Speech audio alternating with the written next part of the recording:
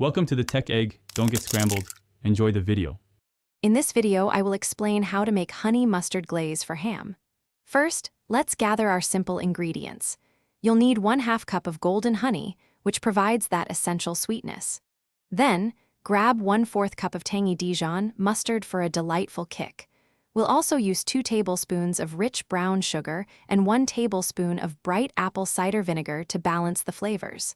Finally, a small pinch of ground cloves and freshly cracked black pepper will add a wonderful aromatic depth to our glaze.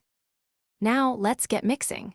In a small saucepan, combine your 1/2 cup of honey, 1/4 cup of Dijon mustard, and 1 tablespoon of apple cider vinegar. Place the pan over medium-low heat, allowing the ingredients to warm gently. Whisk continuously as you add the 2 tablespoons of brown sugar, ensuring it fully dissolves into a smooth, luscious mixture. Finally, stir in your pinch of ground cloves and black pepper, blending everything until it's perfectly combined and fragrant. With your glaze ready, it's time to prepare your ham.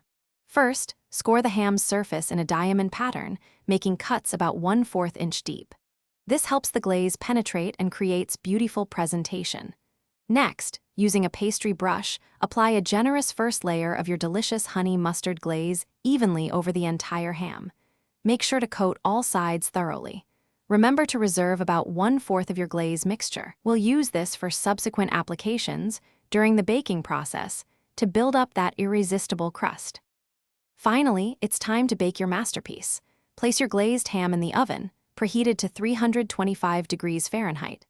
Bake for approximately 10 minutes per pound, or until it reaches an internal temperature of 140 degrees Fahrenheit. During the last hour of baking, reapply the reserved glaze every 15 to 20 minutes, building up a beautiful, caramelized crust.